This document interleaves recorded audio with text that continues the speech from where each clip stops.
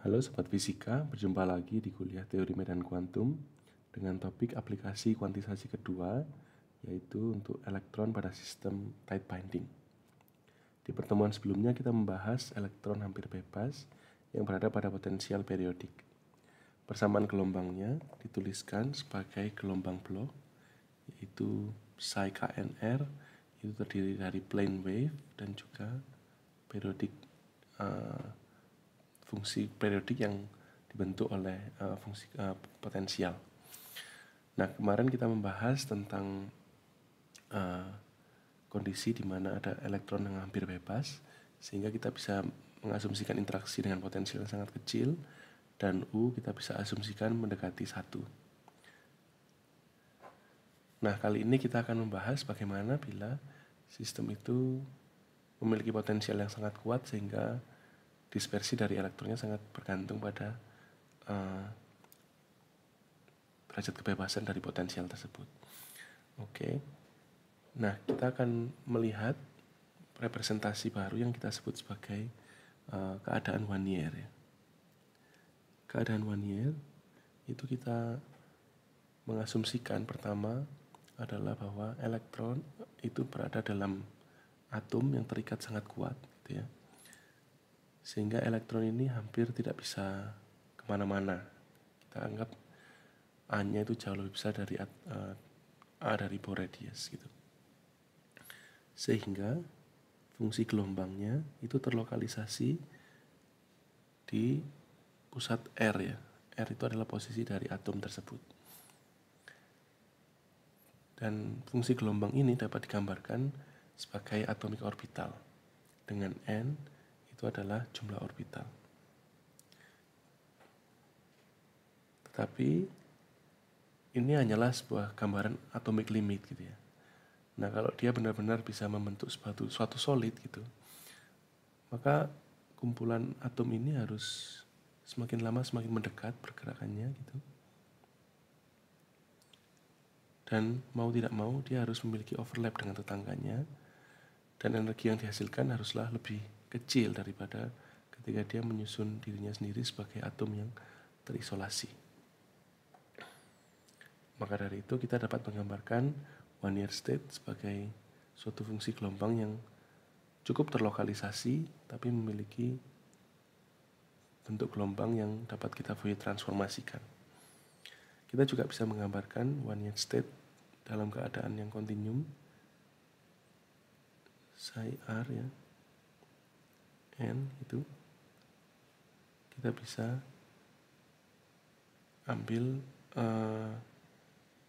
fungsinya gitu ya. Kita ambil Wannier state, kita mapping dengan R-nya. Nah, itu akan mendapatkan hasil yang seperti ini. Di mana psi R ini adalah fungsi Wannier. Nah, transisi ya dari elektron yang kita asumsikan pada atomic limit menuju kepada the real solid gitu ya. Itu seperti ini ya. Pada mulanya kalau kita mengenal atom gitu ya, pasti energinya itu terdiskritisasi ya.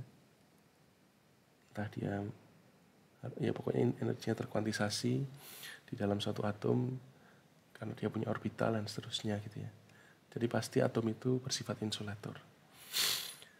Nah, karena sekarang mulai terbentuk overlap kecil gitu ya, ketika dia bergerak makin mendekat A-nya gitu ya. Adanya overlap ini menunjukkan bahwa Wannier state itu bukanlah solusi dari sistem yang atomik bebas ini, tapi ada tambahan gelombang yang muncul dari faktor fasa ya. Baik itu faktor fasa di IK.R maupun EIKR tadi, R kecil ya. Nah, faktor fasa itu yang menyebabkan energinya mengalami split ya, dari kondisi yang atomik. Energi ini bisa split, katakanlah dia bisa split ke atas gitu ya. Yang satu lagi yang dari atomic limit bisa split ke bawah, dan ini bisa split juga ke atas dan juga ke bawah. Oke. Kita zoom di sini. Nah, ini di daerah sini kita sebut sebagai atomic limit.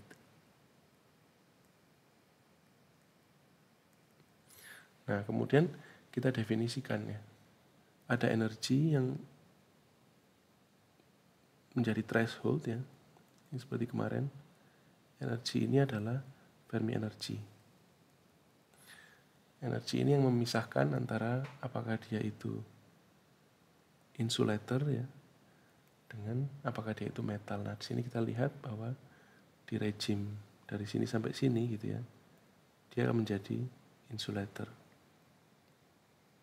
Karena Fermi energinya itu mampu mengisi di sela-sela energi gap ya. Energi gapnya mengecil semakin hanya mendekat gitu ya, dan akhirnya dia akan menjadi metal ketika Fermi energinya melewati suatu band dari n orbital ini tadi. Ini n, mulai ini orbital pertama, ini orbital kedua gitu. Nah, akhirnya dia mengalami overlap gitu ya. Demikian. Nah, representasi yang bisa kita pakai ya, kita bisa definisikan, kita bisa transformasikan one year state itu tadi yang tadinya localized di R menjadi yang continuum dengan representasi yang seperti ini, dan ini adalah one year functionnya gitu ya.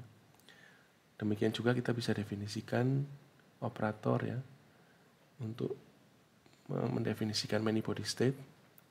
E-dagger misalkan E-dagger R kecil ya, itu adalah jumlahan dari semua R besar. Dari sini ya kita dapatnya psi R conjugate itu dapat dari bracket psi R gitu ya, dengan E-dagger R besar gitu ya. Artinya memasukkan elektron pada suatu atom di posisi R gitu ya. Nah, karena R-nya itu sekarang bisa kita numerisasi ya, R-nya itu discrete. Ada RI plus 1, ada RI plus 2, dan seterusnya. Kita bisa jumlahkan sekarang summation terhadap I saja gitu. Dengan I itu 1 sampai N gitu ya. Kita bisa tuliskannya bukan E-dagger R tapi E-dagger I gitu. Nah, representasi ini kita bisa bolak-balik ya, bisa kita tuliskan dalam fungsi R ataupun dalam K gitu ya. Maka kalau dengan K itu adalah block dan one year state ya, berarti kita transformasi balik yang dari one year state tadi. Maka ini adalah Fourier transformnya. Kalau kita dengan one year state berarti E-dagger I tadi ya, ini kaitkan ini, itu adalah yang seperti ini gitu. Nah, block state ya, E-dagger K itu fungsinya adalah mendiagonalkan H0 ya. H0 tadi adalah ini ya, komponen yang terdiri dari energi kinetik dan juga potensial. Ini operator semua ya. Seperti yang diingat dulu bahwa kalau kita memiliki operator ini, kita mencari representasi yang diagonal. Nah, kebetulan kita dapatkan bahwa representasi yang diagonal itu ada di block state, yaitu kita anggap ya, karena kita selalu bisa menuliskan suatu band gitu ya. Nah, maka kita bisa menuliskannya sebagai EK. EK ini adalah band structure yang kita punya dan dia diagonal di representasi block state gitu ya. Di sini kita belum menambahkan jumlah bandnya, tapi nggak apa-apa. Sementara kita asumsikan bandnya 1 dulu. Gitu. Kalau mau menambahkan jumlah band ya kita tinggal tambah indeks n gitu, di sini n kecil. Nah, kalau kita tadi memakai representasi ini ya, kita masukkan ya AK ini dari Fourier transformnya ini ke sini. Kita akan mendapati ya, kita coba masukkan 1/n ya, dari akar n sini. Itu ada jumlahan I prime ya, I dari E-dagger K, dan satunya I prime-nya dari E anihilasi ya. Terus karena K-nya nilai sama, itu summation K. Kemudian faktor fasa dari Fourier transform ya, EIK, ini semua vektor ya, K dot RI ya. Ini dari E-dagger. Kemudian minus ya, RI prime itu dari A. Epsilon K, E-dagger I, sigma, EI prime, sigma gitu ya. Oke. karena sekarang kita punya summation ya terhadap K gitu ya. Sebentar ya.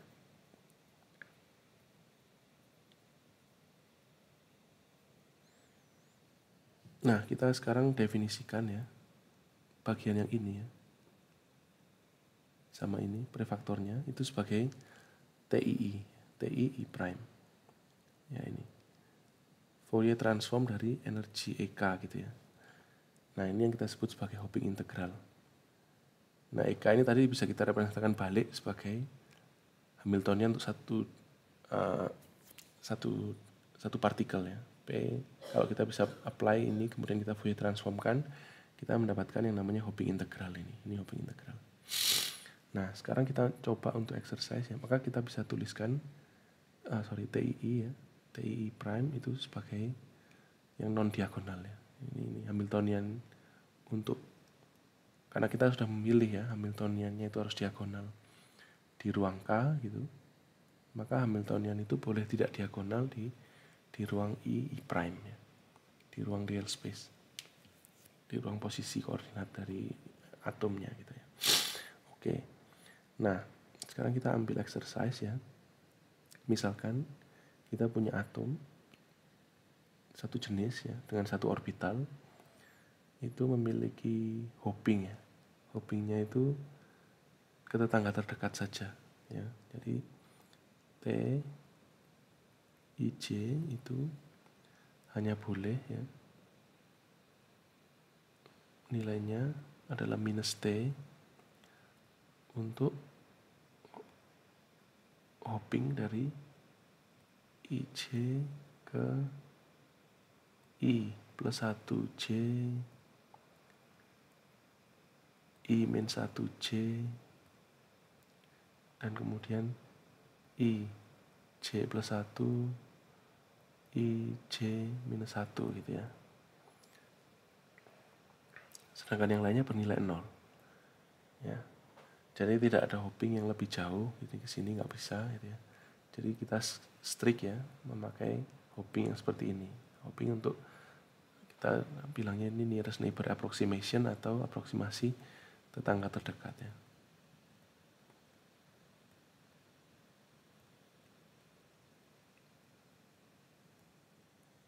Nah, kita bertanya bagaimana dispersi dari elektronnya.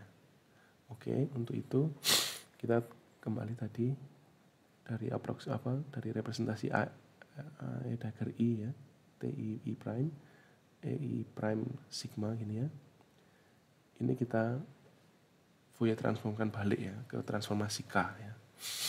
Dari tadi kita bertanya kenapa kok bulat aja gitu bolak-balik gitu ya. Tapi ini memang harus seperti itu karena yang diketahui ya dari permasalahan itu adalah nilai TI prime-nya gitu. Maka kita harus tuliskan dulu Hamiltonnya seperti ini.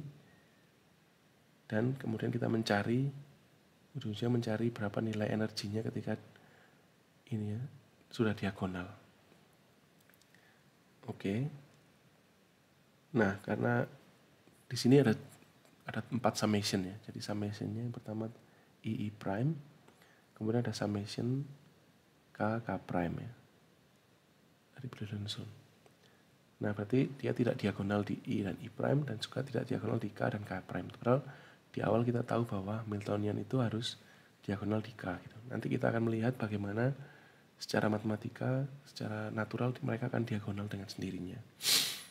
Nah, karena kita hanya menggunakan aproksimasi tetangga terdekat gitu ya, maka kita bisa melakukan analisis bahwa summation ya, summation I prime itu bisa kita ganti ya. Bisa kita ganti hanya memilih I prime itu harus sama dengan itu tadi ya. I plus 1, J ya. Atau I minus 1, J atau I, J plus 1 atau I J minus 1 gitu ya. Jadi yang tadinya summation ini untuk seluruh atom 2 dimensi dari dari nilainya 1 sampai n gitu ya. Nah, sekarang kita hanya men-summation terhadap 4 ini. Nah, itu tergantung posisi i-nya gitu ya. Oke. Kalau kita sudah melakukan itu, sekarang kita anggap aja dulu kita mengerjakan untuk bagian yang pertama ya. Jadi ini kita ambil 1 gitu ya. Maka kita punya summation i gitu ya. Ini 1/n summation k prime di Brillouin zone e pangkat minus i k dot r i gitu a dagger k sigma. Nah, nilai t nya tadi kalau kita ambil tetangga pertama nilainya adalah minus t, tetapi kita harus bayar dengan menggantikan i prime ya. I prime nya udah diganti jadi e pangkat i ini k prime ya dot ri. Nah, kita asumsikan kita melompat dari sini ke sini gitu ya. Ini probabilitas untuk melompat dari posisi i menjadi i plus 1 ya. C ke kanan. Nah, ini tambah a.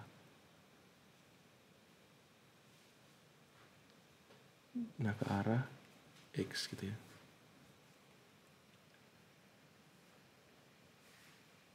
Terus a k prime sigma gitu. Nah, di sini kita lihat kita mulai memiliki jumlahan terhadap i ya. Kita bisa kumpulkan. Jadi kita jumlahan terhadap k-nya kita dulukan.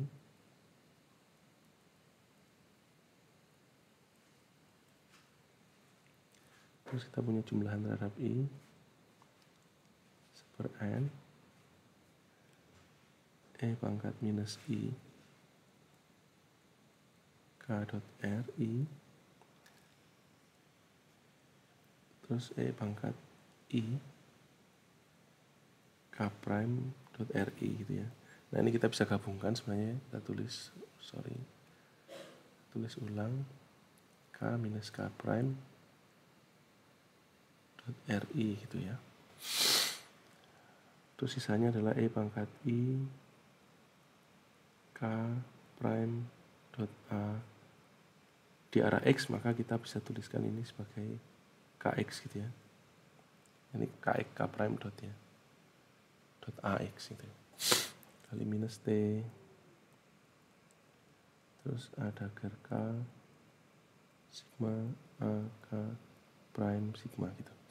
Nah, ini kita bisa lihat kita punya faktor ini yang bergantung pada i, lain sisanya tidak bergantung pada i ya.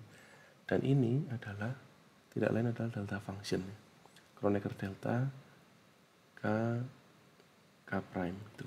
Ini yang menyebabkan terjadinya diagonalisasi di k gitu ya. Maka untuk faktor yang kita ambil tetangga pertama tadi, kita mendapatkan summation k di Brillouin zone ya. Itu dapat minus t e pangkat i gitu ya. Kx a karena tadi k prime-nya udah menjadi k ya dengan delta function indeksnya berubah a dagger k sigma ini untuk spin index ya, sebenarnya nggak perlu kalau nggak ada spinnya kita pakai. Nah, oke, sekarang kita mendapatkan representasi diagonal dengan nilai yang seperti ini gitu ya. Nah, ini untuk ini nearest neighbor pertama. Nah, terus berarti kita harus jumlahkan gitu ya. Maka solusinya adalah kita mendapatkan akhirnya EK gitu ya. EK itu adalah nilainya minus T gitu ya, jumlahan nearest neighbor gitu.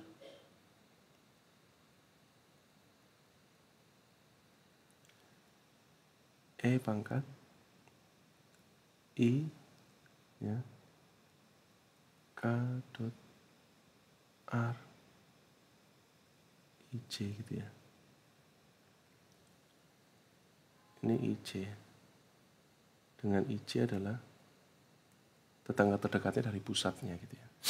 Nah, kalau kita lakukan ini maka secara gampang, tadi gambarnya saya ulang lagi gitu ya. Yang ke sini kita mendapatkan faktor E pangkat I KA gitu ya. E pangkat I KX A, ditambah yang ke kiri kita mendapatkan faktor E pangkat minus I KX A, ditambah yang ke atas kita mendapatkan faktor E pangkat I KY A. Kebetulan ini simple ya, persegi yang jaraknya sama A. Kalian bisa memikirkan kalau jaraknya beda ya B gitu ya. E pangkat minus I KY A gitu. Nah, EK itu ini ya. Jadi EK-nya kita mendapatkan bahwa dia adalah minus T minus 2T ya. Cos KXA ditambah cos KY A gitu. Nah, ternyata kita mendapatkan dispersi dari elektron ya. Misalkan kita plot ke arah satu arah aja ya, KX gitu ya. KXA dari minus P sampai P gitu ya. Nah, kita akan mendapatkan gimana ya hasilnya. Kalau dia di 0, nilainya adalah minus 1 ya, minus 2T. Ini EK ya. Minus 2T. Kalau dia di 0 ya, jadi ini minus 2T benar ya. Kalau dia di P, hasilnya akan jadi 0. Di P dia jadi plus ya. Jadi gini ya. Jadi 2T. Oke. Kita anggap ini adalah energi Fermi-nya di 0 misalkan. Maka kita mendapatkan suatu metal yang memiliki satu band ya, dengan bandwidth sebesar 4T gitu ya. Kalau kita mengingat tadi, kenapa T-nya bernilai negatif? Karena supaya elektron ini tetap menjadi solid ya, bukan menjadi atom yang terisolasi, maka Hawking-nya harus memberikan energi yang negatif ya. Berikutnya, bandwidth-nya itu ditentukan oleh kekuatan dari elektron tadi untuk lompat ya. Semakin dia lemah untuk melompat, maka semakin lama dia akan semakin flat ya. Band structure-nya makin lama makin flat. Makin begini. Nah, itu makin mendekati atomic limit ya. Tapi semakin kuat nilai T-nya, semakin besar nilai T-nya, maka dia akan semakin tajam. Nah, di sini kita bisa melihat bahwa kecepatan misalkan ya. Kecepatan dari elektron di Fermi level misalkan itu ditentukan oleh turunan ya, dEK per dK ya. Di sini. Nah, itu ditentukan oleh T-nya juga gitu. T-nya itu berarti ada hubungannya dengan kecepatan dari elektron tersebut di Fermi level atau Fermi velocity ya, VF. Nah, itu teman-teman bisa cari berapa nilai Fermi velocity-nya di sekitar sini. Nah, itu harus ada hubungannya dengan Hawking integral tadi. Demikian presentasi yang bisa saya sampaikan saat ini. Berikutnya, kalau teman-teman tertarik, kalian bisa belajar tentang dispersi elektron di grafin ya.